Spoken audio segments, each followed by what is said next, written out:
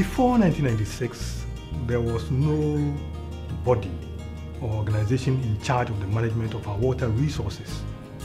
Basically, the focus was on water and development. The management component was missing. So, an Act of Parliament was passed, which is Act 522 of 1996, setting up the Water Resources Commission with the mandate to regulate and manage the country's water resources and also to coordinate all policies that are in relation to them.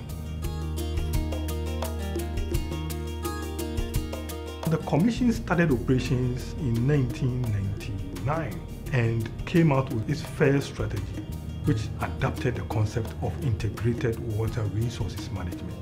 And it has some elements in which has defined the way the Commission has been operating to date. First of all, we have the legal framework or the enabling environment. Now, the Commission, according to the Act, is mandated to come out with regulations to give meaning to the Act in terms of its administration. Over the period, we've come out with 2 regulations. The water use regulations, which the Commission is administering in terms of issuance of water permits for those who prospect to abstract and use water for various purposes. The second regulation is the drilling license and groundwater development regulations. That is the LI 1827 of 2006. In the meantime, we're developing a third regulation that has to do with dam safety. We have a number of dams in this country, but they've been designed, they've been constructed, they are being operated, maintained without recourse to any regulations. This regulation therefore seeks to ensure that all dams from the design stage to decommissioning are properly regulated to ensure uniform safety. Again, we need to talk about the institutional framework of the Commission.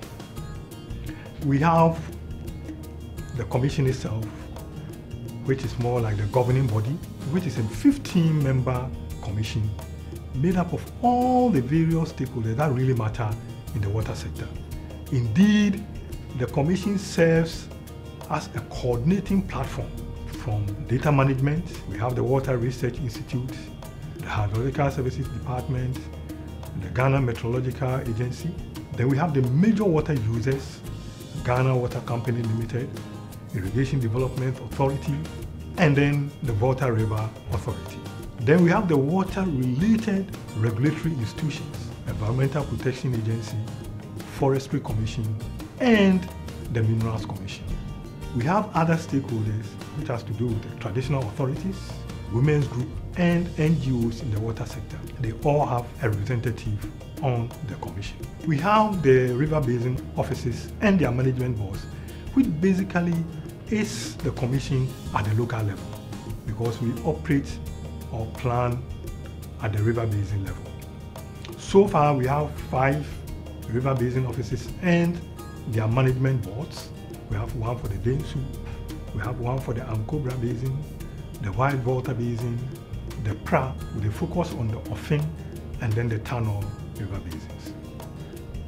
These basins and their management boards have their own integrated water resources management plans, which defines what they want to do with respect to the peculiarities of the basin in terms of problems and issues to address them.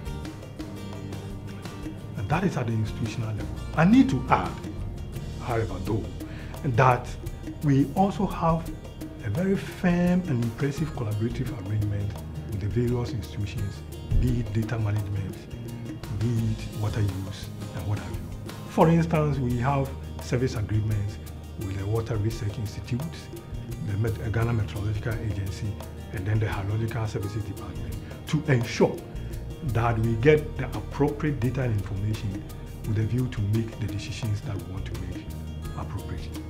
The Commission also is in charge of transboundary or international rivers. We represent Ghana on the Volta Basin Authority, the ECOWAS Water Resources Coordinating Center, and any other international body that has a role to play with respect to water resources management. We also have bilateral arrangements with our riparian neighbors.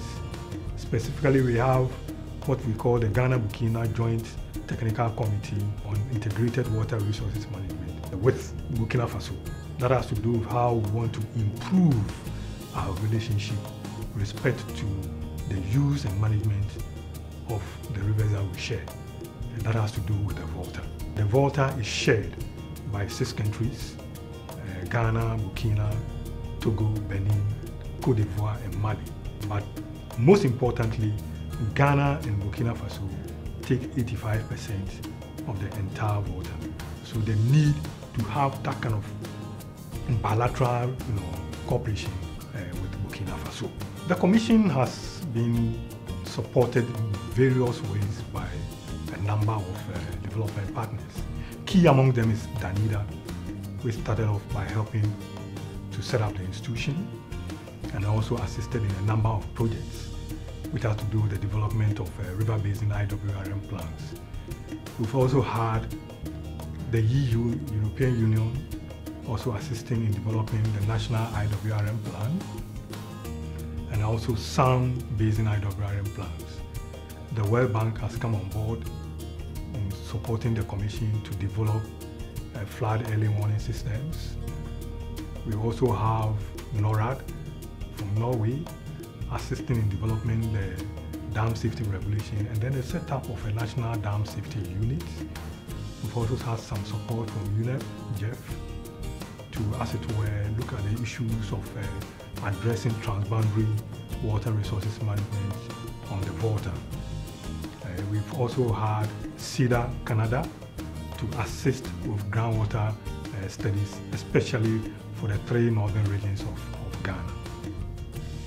In the meantime, I need to add that even after looking at the legal framework, we also have the other element of the Commission's mandate, which has to do with the coordination of policies. In that vein, the Commission has helped to develop the national water policy, especially the water resources management component of it.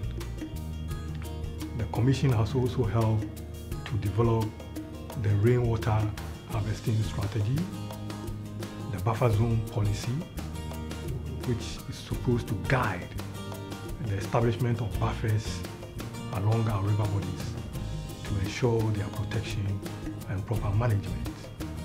Apart from the policy element, the Commission itself has also come out with a number of strategies. We have the National IWRM strategy, we have the Gender and Water Resources Management strategy, which tries to come out with the strategies and objectives as to how we can incorporate gender into the management of our water resources. The Commission's vision defines where we want to go, and it is sustainable water resources management by all for all. It means that water is everybody's business. Insofar as you come into contact with water, in terms of its use, or even in terms of its protection and conservation, you need to ensure that you make it your business for now and also for posterity. That is what the Commission wants to achieve or see our water resources in the next 5 to 10 years.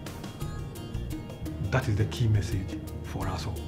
Thank you very much for your attention.